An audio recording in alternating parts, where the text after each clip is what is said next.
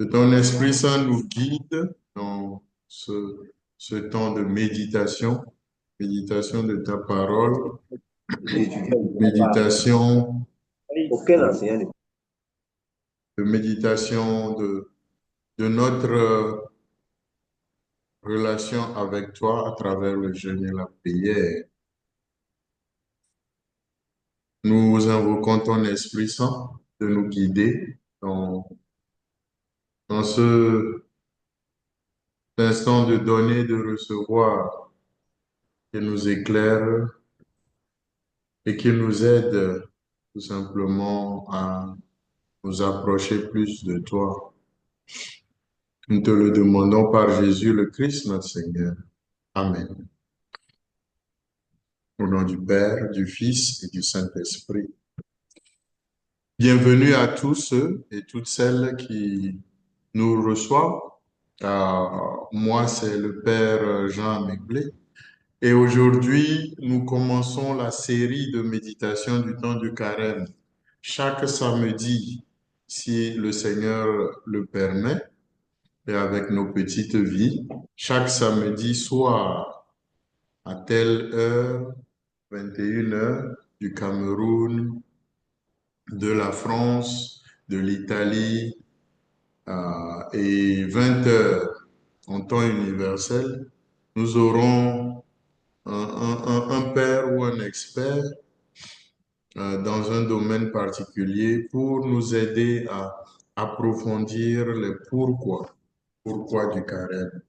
Donc, tout simplement, pourquoi du carême, ce sont des questions que nous nous posons souvent et qui permettent de nous aider plus à approfondir notre désir de servir Dieu et les autres.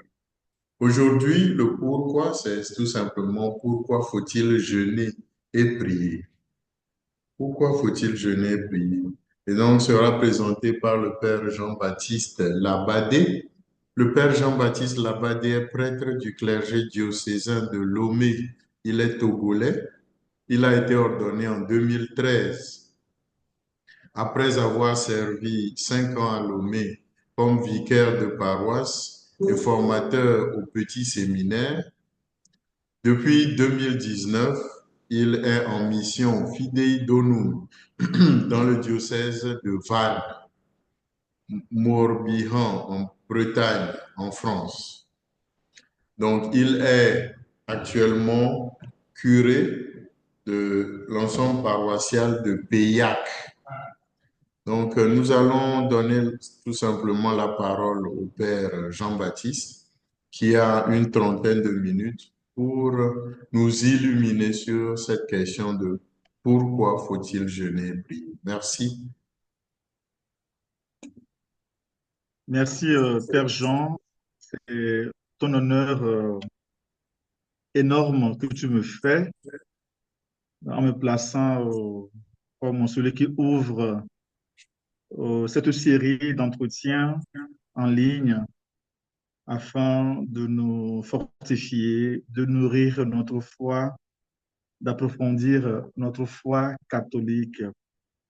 Merci déjà à nos auditrices et auditeurs, ceux qui nous suivent en ligne de par le monde. Je vais vous demander de me supporter pendant quelques minutes. Supporter aussi parfois mon accent, ma voix, supporter tout ce que vous allez constater de moi durant ce temps de partage. J'espère que vous allez bien quand même. Alors, les pourquoi du carême. Nous allons ce soir réfléchir autour du pourquoi faut-il prier et jeûner. Nous entrons donc dans ce phénomène mort et vie de l'Église. Et j'aime bien ce passage du livre d'Isaïe, le chapitre 1, verset 18, qui nous dit, venez, discutons, dit le Seigneur. Si vos péchés sont comme l'écarlate, ils deviendront aussi blancs que neige. S'ils sont rouges comme le vermillon, Ils deviendront comme de la laine. J'aime bien ce passage pour illustrer la grâce que Dieu nous accorde durant le temps de carême. Bienvenue donc à bord de l'exercice mondial de carême. C'est parti dès le mercredi matin avec les fuseaux horaires du monde, avec l'enterrement de l'Alléluia, encore vivement chanté le mardi soir en clôture du mardi gras. Fini la semaine grasse, l'Alléluia est mise en veilleuse pour 40 jours avant de le reprendre la nuit pascale avec tonalité et résonance. Nous rentrons donc dans ce phénomène vie et mort de l'Église et de la vie spirituelle pour revenir sur notre vie chrétienne. Dans cette invitation à la pénitence, nous nous engageons à travers exercices jeûnes, de prière et de pénitence personnelle et publique pour faire réparation au cœur de Dieu, à la nature et à nos cœurs humains. En revenant au carême, quadragémement, 40 jours de renaissance, comme 40 semaines de gestation ou 40 ans dans le désert pour Jésus, il s'agit de guérir de notre maladie personnelle, physique, spirituelle ou sociale et encore sociétale. Les guerres, ça et là, les anomalies de tout genre. Guérir de nos maladies ou de nos mal à Dieu. Le mal fait à Dieu ou le mal dit de Dieu ou le mal a dit de Dieu. Pour emprunter l'idée d'Irène Grosjean, naturopathe française, le carême demeure un haut temps spirituel de prise de conscience, de réparation et de réconciliation écologique, fraternelle et spirituelle, nécessitant d'une manière ou d'une autre un minime effort spirituel de chaque personne. Et c'est maintenant le moment opportun, le jour du salut. C'est maintenant l'occasion de réapprendre à imiter Dieu. En acceptant de suivre ce temps de partage, vous avez la préoccupation du jeune qui se pose la question suivante dans le psaume 119, 1 à 10. Comment, jeune, garder pur son chemin? En observant ta parole, de tout mon cœur, je te cherche. Garde-moi de fuir ta volonté. Vous le faites aussi comme le jeune riche de l'évangile de Matthieu 19, 16 à 22, qui vient à Jésus lui demander, Maître, que puis-je faire de bien pour avoir la vie éternelle, pour être en relation d'amour et intime avec Dieu? Vous le faites plus encore comme des jeunes en interrogation, génération Y, génération Y, génération pourquoi? Et ça cadre bien avec le thème général de cette série de conférences en ligne, les pourquoi du carême. Donc, vous le faites aussi comme une génération Y, génération Y. Pourquoi? Selon le philosophe anglo-polonais Zygmunt Bauman. À travers le cadre, les pourquoi du carême, nous allons ce soir réfléchir autour du pourquoi faut-il prier, jeûner, que l'Esprit Saint nous éclaire et nous guide. Alors, en première partie, je voudrais parler du temps de carême. Au grand mot, les grands remèdes, dit-on. Pour un remède à un grand mal, hier, dans le peuple juif, c'était de revenir au Seigneur par le jeûne. Revenez à moi de tout votre cœur. Avant d'écouter le mercredi des cendres, Joël 2, verset 12. Oui, de tout cœur. C'est une invitation à la pénitence. Qui dit pénitence, dit prière et action de réparation. En Israël, on proclamait des jeûnes publics dans les temps d'épreuve. Les gens portaient des vêtements de deuil, remplaçaient leurs vêtements par des sacs. Les gens portaient, ils ne se peignaient pas et se couvraient le visage de cendres. Cette démarche d'ensemble du peuple était pour un but, se détourner des idoles pour se tourner ou retourner vers Dieu. Ce mouvement n'est possible que lorsqu'humblement, un peuple, chaque chrétien, chaque chrétienne reconnaît l'acte ou le comportement qui le sépare de Dieu et découvre le bonheur d'être avec Dieu. Cela motive de nouveau son désir de revenir à la maison du Père et d'être réinséré dans les délices divins. Tout se passe dans le cœur, siège de toutes nos pensées, influence, division, car ce qui entre dans la bouche ne rend pas la personne impure. Elle est rendue impure par ce qui sort de sa bouche. Mais ce qui sort de la bouche vient du cœur, et c'est cela qui rend l'homme impur. Du cœur proviennent les pensées mauvaises, dit Jésus. Au grand mot, les grands remèdes, après ce paragraphe, j'attaque maintenant la question du carême, à savoir, qu'est-ce que le carême? Le carême comme temps de jeûne, prière et aumône. Nous allons donc apprendre à nous ajuster de nouveau à Dieu. Le carême, 40 jours, 40 jours pour revenir, mais pour prier. Et donc, le carême demeure un haut temps spirituel de prise de conscience de notre relation avec Dieu. Si nous sommes proches de lui ou si nous sommes éloignés de lui.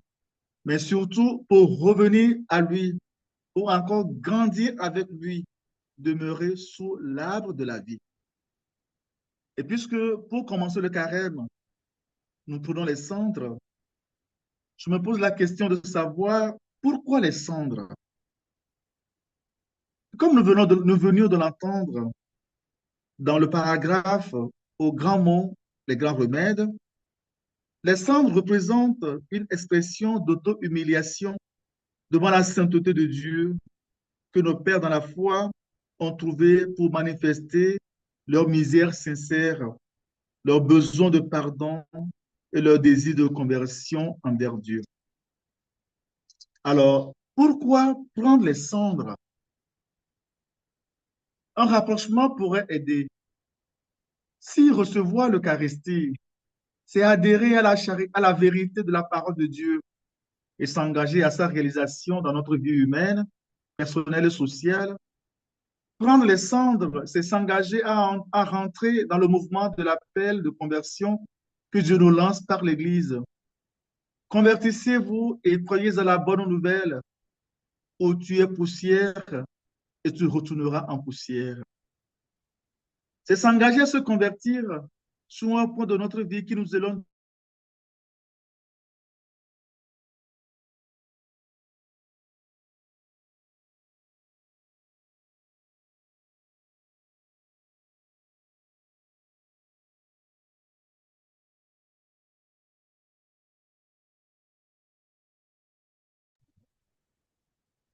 Hello, Padre.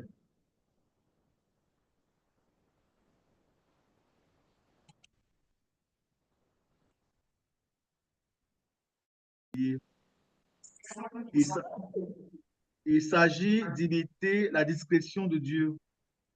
C'est donc une exhortation à ceux qui jouent à la comédie, à l'hypocrisie, au matu vu, au simagré, au paraître, à ceux qui sont superficiels, sans profondeur et ne veulent rien approfondir au jour où toujours veulent faire à leur tête.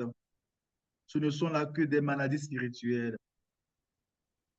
Il y a, selon une conception ascétique classique, trois grandes catégories de passions ou trois genres principaux de sources de maladies spirituelles. L'attachement à la nourriture ou à la passion de gastrimargie, l'attachement à l'argent, aux richesses et plus généralement aux objets matériels, passion de philargyrie et de pléonexie, et l'attachement à soi-même, passion de cénodoxie et d'orgueil. Il est peut-être difficile de ne pas jouer la comédie pour les autres, mais il est bien plus difficile de faire le bien sans se regarder soi-même. C'est pourtant le secret qui nous fait entrer dans le secret de Dieu. Le texte original dit, évitez de faire votre justice devant les gens. Et c'est là la nouveauté sur le fait que notre salut est avant tout un don de l'amour du Père. Tout effort de mort de l'ego est un chemin de transfiguration. Quelle vérité profonde de notre nature humaine qui nous rattrape au temps de carême. Alors, tout ce temps de carême, nous pouvons aussi le considérer comme une expression de la miséricorde de Dieu. Alors, je voudrais que nous réfléchissions un peu sur cette image du Dieu qui est à la fois Père et Mère. Le peuple chrétien que nous constituons fait suite au peuple d'Israël dans la foi. Le pape François disait dans son message de carême de 2014, nous ne pourrons faire le carême que dans la mesure où nous serons conformés au Christ. Le carême est un temps propice pour se dépouiller. Il serait bon de nous demander de quoi nous pouvons nous priver afin d'aider, d'enrichir les autres avec notre pauvreté. L'entrée en carême naît donc d'une discussion dans le cœur du croyant avec Dieu, c'est-à-dire l'entrée en carême n'est pas en soi une décision simplement éthique, mais un acte moral de conversion suscité par la visitation de l'Esprit Saint qui, après nous avoir scruté, remonte à notre cœur le point de rupture de notre relation spirituelle avec Dieu et créant dès lors la confiance du pardon de Dieu, nous engage dans une démarche pénitentielle comme l'enfant prodigue. J'aime, une fois encore, comme je le disais en introduction, citer énormément ce passage du livre d'Isaïe. Une fois encore, allez, discutons, dit Yahvé. Si vos fautes sont rouges comme l'écarlate, elles deviendront blanches comme la neige. Si elles sont rouges comme la pourpre, elles deviendront comme la laine. Un père prodige mieux et nous enseigne comment faire ce jeûne. Maintenant, oracle du Seigneur, revenez à moi de tout votre cœur dans le jeûne, les larmes et le deuil. Déchirez vos cœurs et non pas vos vêtements, et revenez au Seigneur votre Dieu, car il est tendre et miséricordieux. Lent à la colère et plein d'amour, en renonçant au châtiment. Qui sait, il pourrait revenir, il pourrait renoncer au châtiment et laisser derrière lui sa malédiction.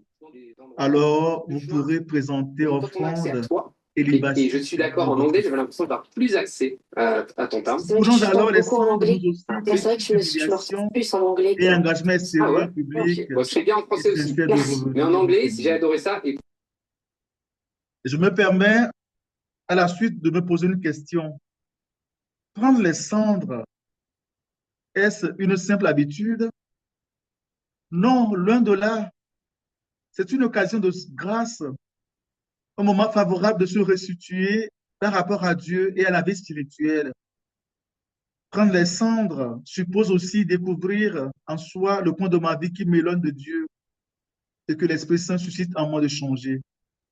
Sans ce point de départ, l'occasion de grâce risque de devenir une simple habitude. Recevoir les cendres est aussi comme un baptême annuel, signe visible d'un engagement intérieur provoqué par l'Esprit Saint et déclenchant les étapes du pénitent comme l'enfant prodigue. S'écouter, prendre conscience de sa pauvreté spirituelle, laisser l'Esprit Saint visiter mon histoire jusqu'à descendre dans ma couche primitive pour ressortir la vérité sur moi-même. C'est ça la pression. Tristesse sur mon sort, ma vie spirituelle, ma vie morale. Contrition, regret de mes péchés.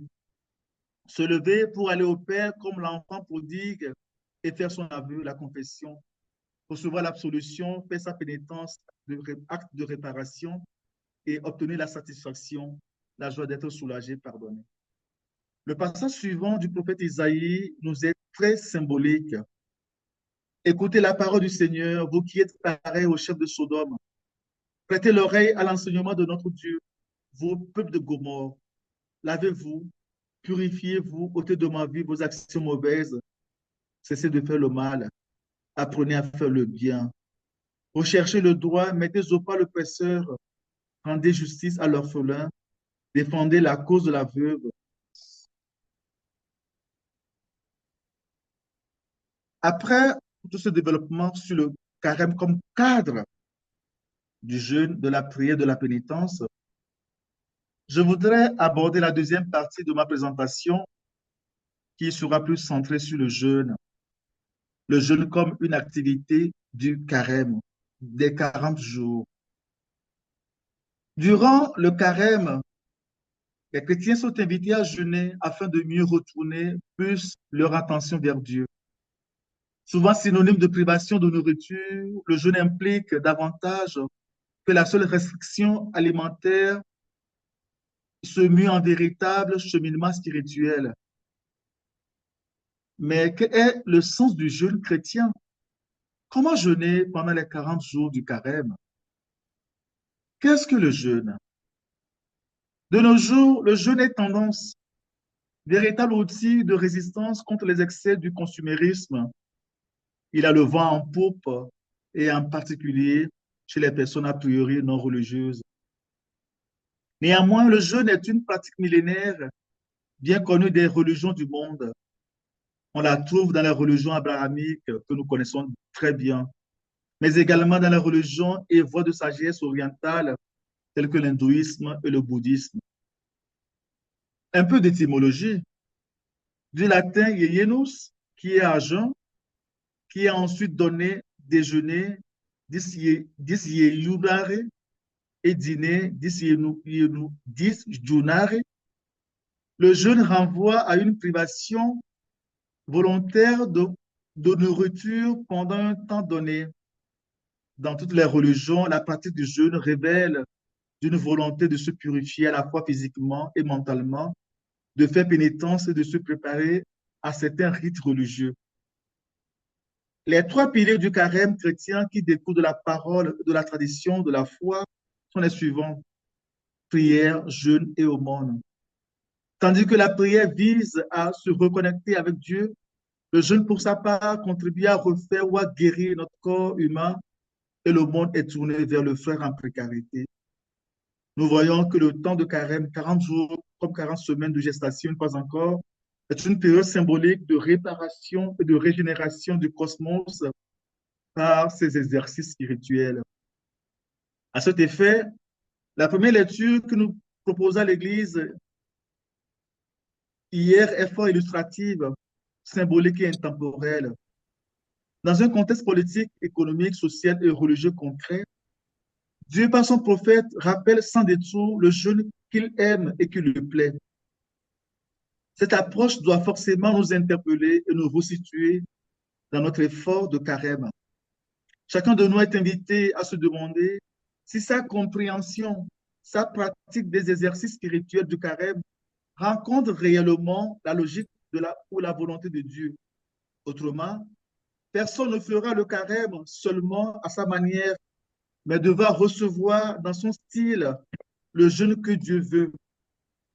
Si notre désir de rentrer en carême est motivé par le constat de l'absence de Dieu dans notre vie et le fort désir suscité par l'Esprit Saint de renouer notre relation avec le Seigneur, il nous faut, pour que notre carême soit vrai et utile, recevoir ce que dit la parole sur un jeûne objectif, celui-là que Dieu agrée. En fait, l'on ne saurait couper la pratique du jeûne des œuvres de miséricorde qui sont réparation et justice sociale. Le jeûne chrétien est un exercice spirituel donc. Dans la religion chrétienne, le fidèle est invité à suivre la voie proposée par Jésus et à conformer sa vie selon la sienne. Ainsi, de la même manière que le Christ s'est préparé à sa mission en allant jeûner 40 jours dans le désert, l'évangile de demain, le chrétien est appelé à faire de même pendant les 6 semaines du carême.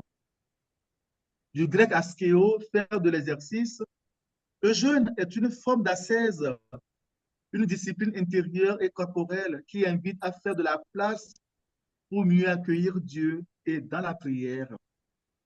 En effet, le sens du jeûne et de la privation volontaire est de se libérer du superflu pour accorder plus de place à l'essentiel. C'est donc un exercice de libération intérieure. Il le faut pour rééduquer notre nature blessée. Quelle est donc cette nature blessée? Nos péchés sont toujours à l'image de ceux qu'a repris Saint Matthieu. Ils sont actuels, non pas de façon à enfermer les hommes dans un carcan antique, mais parce qu'ils sont conséquences du péché des origines. La comédie ostentatoire, expression qui va revenir 3 fois à propos des bonnes actions, de la prière de jeûne ou hypocrite, un mot grec employé ici, qui désigne de façon plus large ceux qui seulement cherchent à paraître. Nous avons ici l'un des sens aussi nombreux que divers mots justice dans la Bible. D'une façon générale, la justice est la conformité de nos actes avec la volonté de Dieu sur nous. C'est tout autant une loi intérieure à respecter, un équilibre à réaliser dans notre vie. L'un des traits saillants de l'Évangile est la mise en lumière de notre responsabilité personnelle, que les pharisiens également soulignaient. Mais il n'insistera pas moins, et c'est là la nouveauté, sur le fait que notre salut est avant tout un don de l'amour du Père. C'est au constat de ces péchés spirituels que nous crions vers Dieu avec la formule de notre Père dans la foi. Pitié Seigneur, car nous avons péché. C'était aussi le responsorial du mercredi des cendres. Entrer donc dans le carême, c'est apprendre de nouveau à imiter Dieu qui ne crie à personne ce qu'il fait au moment où il le fait. Et j'aime donner peut-être de façon exagérée cet exemple pour souligner la discrétion de Dieu. Comme nous avons tous des mamans, une maman à la maison, souvent les femmes prient intérieurement, Seigneur, donne-moi un enfant, donne-moi un enfant. Mais vous convenez bien, vous convenez bien avec moi que au moment où la femme tombe enceinte et que cela va se réellement révéler comme une grossesse, Dieu ne dit à personne, venez, venez, venez voir, venez voir. Cette femme m'a plusieurs fois demandé à tomber enceinte. Actuellement, elle est en train de tomber enceinte. Dieu ne fait jamais ça. Voilà un exemple de discrétion de Dieu. Ou bien quand la fécondation a lieu, la croissance à l'intérieur, dans le sein de la maman, qui voit, même la maman ne fait que la sentir. Il faudra que l'enfant sorte pour que l'on puisse en parler réellement. Tout cela, pour ma part, me dit la discrétion de Dieu. Donc, Dieu ne crie pas au moment où il le fait. Nous constatons qu'une femme est tombée grosse, que nous grandissons. Ainsi, la prière, le jeûne et le l'aumône se présentent à nous dans la disposition fondamentale. Votre Père qui est présent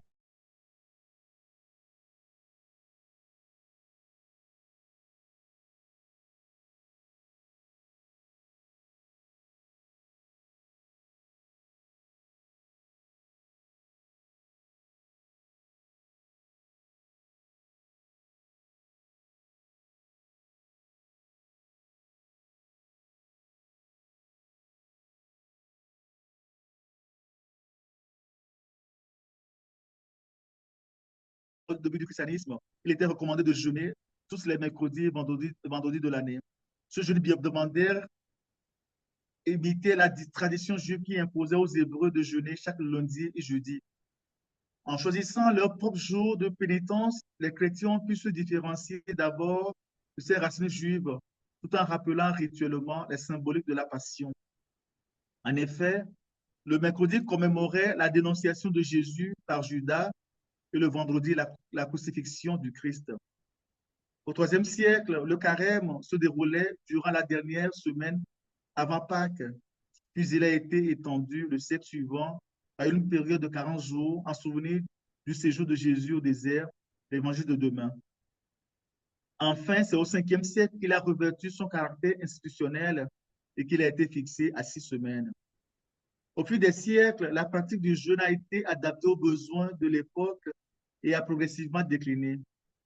Depuis 1966, l'Église recommande de jeûner seulement lors du mercredi des cendres et le vendredi saint, de s'abstenir de manger de la viande les vendredis du carême. Aujourd'hui, l'Église incite davantage à une approche spirituelle du carême et se préoccupe moins de la fréquence à laquelle nous jeûnons, nous sommes censés jeûner. Ainsi, chaque chrétien est libre de jeûner comme bon lui semble. Alors, quel jeûne plaît à Dieu? Écoutons celui qui parle au nom du Saint de Dieu pour le salut d'un peuple qui vit à sa manière. Belle articulation de l'entame. Est-ce là le jeûne qui me plaît? Isaïe 58, verset 1. Ne te retiens pas, que s'élève ta voix comme le corps, dénonce à mon peuple sa révolte, à la maison de Jacob ses péchés. Ils viennent me consulter jour après jour, ils veulent connaître mes chemins, comme une nation qui pratiquerait la justice et n'abandonnerait pas le droit de son Dieu. Quand nous jeûnons, pourquoi ne le vois-tu pas? Quand nous faisons pénitence, pourquoi ne le fais-tu pas? Oui, mais le jour où vous jeûnez, vous savez bien faire vos affaires et vous traitez durement ceux qui peinent pour vous. Votre jeûne se passe en dispute et querelle, en coup de poing sauvage. Ce n'est pas en jeûnant comme vous le faites aujourd'hui que vous ferez entendre là-haut votre voix. Est-ce là le jeûne qui me plaît? Un jour, l'homme se rabaisse. S'agit-il de courber la tête comme un roseau, de coucher sur le sac et la cendre? Appelles-tu cela un jeûne, un jour agréable au Seigneur? Le jeûne qui me plaît, n'est-ce pas ceci? Faire tomber les chaînes injustes, délier les attaches du jour, rendre la liberté aux opprimés, briser tous les jours. N'est-ce pas partager ton pain avec celui qui a faim, accueillir chez toi les pauvres sans abri, couvrir celui que tu verras sans vêtements, ne pas te dérober à ton semblable? Alors ta lumière jaillira comme l'aurore et tes forces reviendront vite. Devant toi marchera ta justice et la gloire du Seigneur fermera la marche. Alors, si tu appelles, le Seigneur répondra. Si tu cries, il dira, me voici. Il faut donc faire le lien avec les œuvres de miséricorde et dont les conséquences sont les béatitudes. Bien-aimés dans le Seigneur, après donc tout ce long développement sur le jeûne et la prière, donc le temps du carême, je me permets d'atterrir donc mon exposé. Frères et sœurs, considérons que c'est le Seigneur qui lance cet appel à travers l'Église par ses ministres comme coopérateurs à nous constituer en assemblée sainte. Et sur les propos de Saint Paul, nous aussi, nous vous exhortons encore à ne pas laisser sans effet la grâce reçue de lui. Car il est dit dans l'Écriture, au moment favorable, je t'ai exaucé, au jour du salut, je t'ai secouru. Voici le moment favorable, voici maintenant le jour du salut. Nous rappelons que quel que soit le poids de la conscience jugeante qui nous anime, la compassion de Dieu vient briser le cercle vicieux de la culpabilité, nous dit Paul Ricoeur. Et comme une richesse à partager, non pas accumulée seulement pour soi, allons en disciples missionnaires répondre la bonne et joyeuse nouvelle de la disposition de Dieu à soulager gratuitement les hommes en ce temps particulier de haute spiritualité inouïe, en faisant l'aumône comme une forme de participation personnelle à la construction du humain, alors que l'accumulation risque de l'abrutir en l'enfermant dans son propre égoïsme, encore en lui apportant la guérison, l'amélioration physique, spirituelle et corporelle, les effets diététiques, la prière qui régularise ma relation avec Dieu et moi et le monde au bénéfice du frère en précarité et œuvre de miséricorde. Et le pape François nous invite encore dans son message de 2025 pour le carême. Avec le signe pénitentiaire des cendres sur la tête, nous commençons le pèlerinage à la lumière du Saint Carême dans la foi et l'espérance. L'Église mère et maîtresse nous invite à préparer nos cœurs et à nous ouvrir à la grâce de Dieu pour que nous puissions célébrer dans la joie le triomphe pascal de Christ Seigneur sur le péché, sur la mort. En effet, Jésus-Christ, mort et ressuscité, est le sang de notre foi et le garant de la grande promesse du Père qu'est la vie éternelle, déjà réalisée dans le Fils bien-aimé. Et sur ce, je pourrais vous inviter à relire ce message présenter en 3 parties. Eh bien, voilà, chers amis, ce que j'ai pu concocter pour vous pour répondre au thème qui m'a été proposé, les pourquoi du carême, spécialement le pourquoi faut-il prier et le pourquoi faut-il jeûner. Merci de m'avoir si longuement supporté. Merci. Merci beaucoup. Merci, Père Jean-Baptiste Labadé. Je rappelle pour ceux qui nous suivent ou qui nous ont suivis à partir du milieu que le Père Labadé, il est un prêtre diocésain du diocèse de Lomé, actuellement curé en France, dans le diocèse de Vannes. Bien, le Père a brossé d'abord sur ce qu'est le carême, ce pourquoi nous entrons dans le carême, le jeûne qui plaît à Dieu. Et il a montré que le jeûne a un outil qui nous permet de résister contre le consumérisme actuel.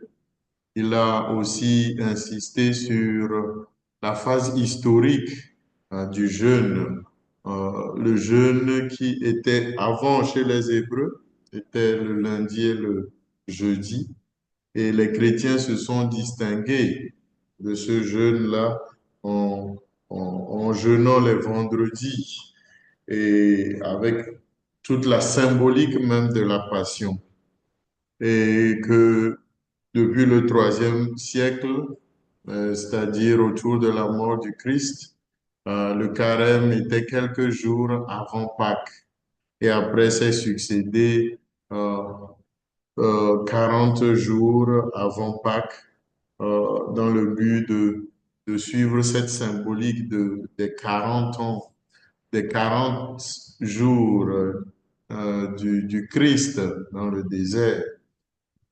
Et depuis 1966, le jeûne, le jeûne, le jeûne, euh, disons, le jeûne suit ou est le jeûne qui est encouragé par l'Église catholique, est un jeûne non seulement alimentaire, mais un jeûne qui nous pousse à des actes de miséricorde et de justice envers les autres. Et le Père a insisté sur le message du pape pour le temps du carême, un message d'espérance, marcher dans l'espérance, marcher avec les autres, dans la prière, dans l'espérance. So I would like just to sum up this talk. We talk about fasting and prayer. Why are they so important? They are so important because not only they are kind of tool of resistance against consumerism, but also Christians, they use fasting and prayer to deepen their relationship with God. And fasting or Lent is 40 days of period that help Christians to turn all their attention toward that God through prayer, fasting, and almsgiving. And the historical evolution of this Lenten fasting is that before Christians they were fasting on Monday, they were fasting on Fridays because Hebrews, they wanted to distinguish themselves from the Hebrews who were fasting on Monday and Thursdays. So in order to follow all the symbolic of Jesus praying and fasting in the desert for 40 days, Christians started to change those few days before Easter of fasting into 40 days.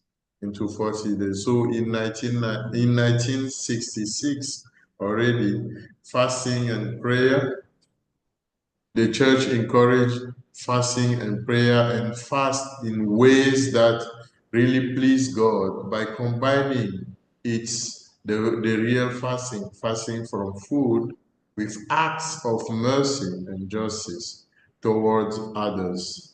So it's not just food restriction, but it's the focus on spiritual growth, and rather than just food restriction. So acts of mercy and social justice. So I will end there. If there are any questions, si vous avez n'importe quelle question, que ce soit sur Facebook ou que ce soit ici sur Zoom, vos questions sont les bienvenues. Vous saisissez la question ou vous ouvrez votre micro, vous vous présentez brièvement et vous nous dites d'où vous nous suivez et vous posez votre question. Nous avons 10 minutes pour les questions et nous allons arrêter. Merci encore au Père JB pour cette belle présentation. Merci. D'accord. Bonsoir, mon père. Bonsoir, Jacques. Je suis Oui. Oui. docteur Yao Kwadioja et je vous remercie pour... Ça va bien. Je vous dis merci pour ce brillant partage d'expérience. J'ai eu beaucoup de plaisir à le suivre avec des collègues avec qui nous partageons ce petit temps de bénir donc, votre ministère. Merci.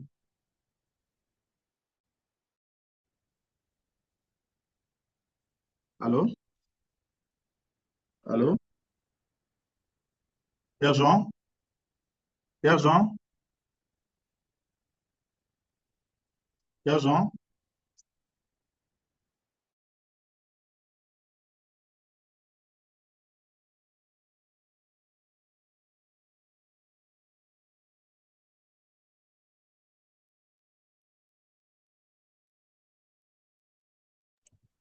Voilà, juste un petit problème de connexion, sinon. Voilà. Merci Jacques. Merci Jacques. Je t'entends très bien. JB, je t'entends très bien. Voilà. J'avais un petit souci de connexion moi aussi.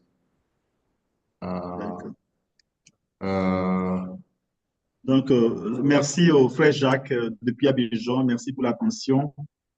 Oui. Le but, c'est que cela nous apporte surtout des informations, des éclaircissements pour nous faire avancer sur le chemin de la foi qui nous est commune.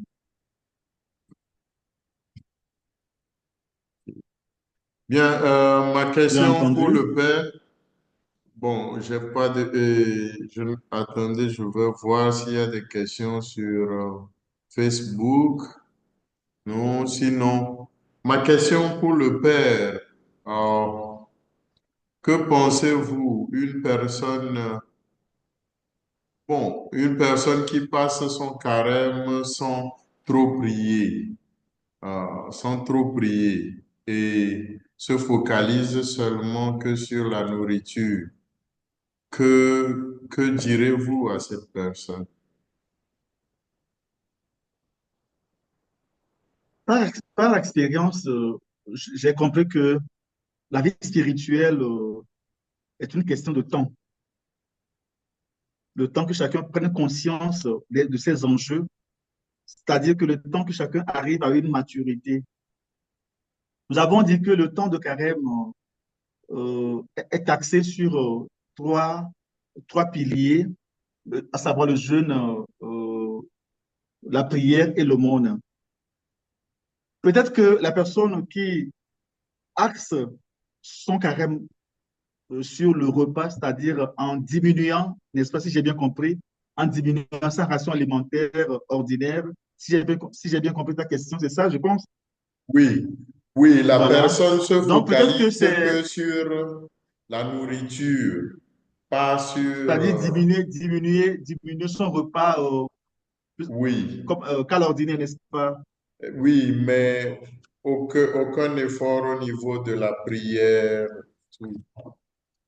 Oui, oui, je vais répondre prudemment en disant que comme dans la vie spirituelle, tout est objet de cheminement, peut-être que c'est comme cette année, hein. Cette année, c'est l'intuition qu'il a reçue de faire plus d'efforts, de faire plus d'efforts sur le côté alimentaire et d'en faire moins sur les autres côtés.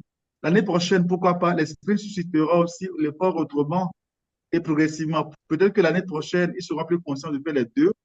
Ou cette personne est quand même un grand priant, donc il ne voit plus tant la nécessité d'accentuer encore sa vie de prière, mais l'effort pour lui résiderait seulement au niveau du repas. Donc, moi, je pense que chacun fait d'abord son effort et tout est progressif. L'essentiel le plus important, c'est de ne pas trop négliger les autres piliers aussi du carême, pour ma part. Merci beaucoup, Père. Euh,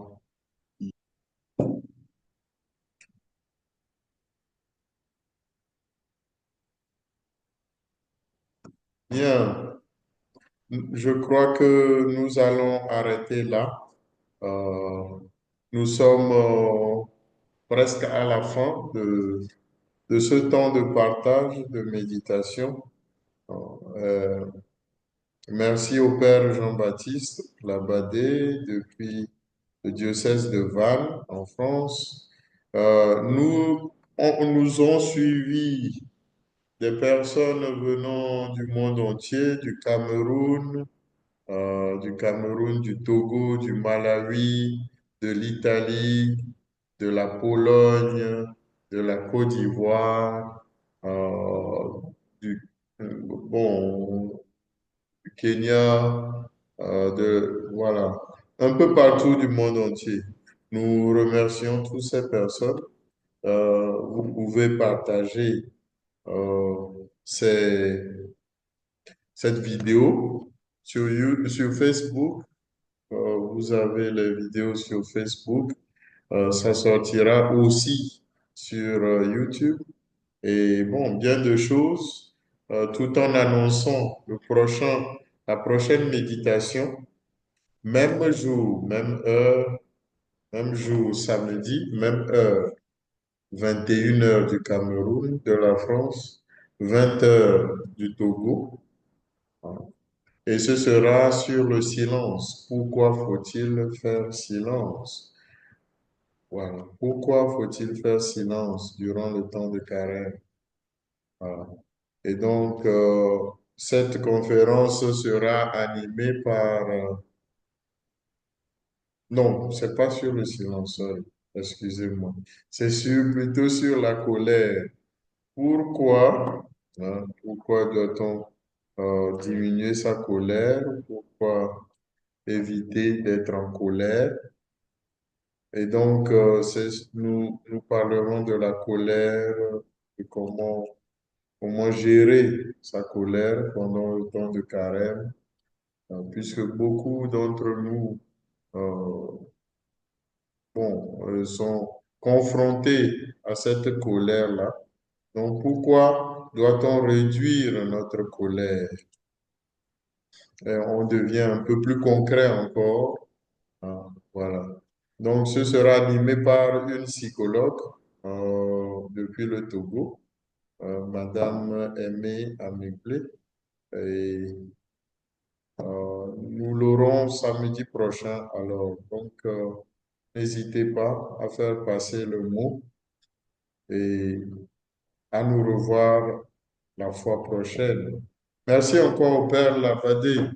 Nous finissons par une petite prière et tu nous bénis, Père Jean-Baptiste. Tu finis par une petite prière et tu nous bénis. Tu fais la prière? Oui. Au nom du Père, du Fils et du Saint-Esprit. Amen. Changez vos cœurs, croyez à la parole nouvelle,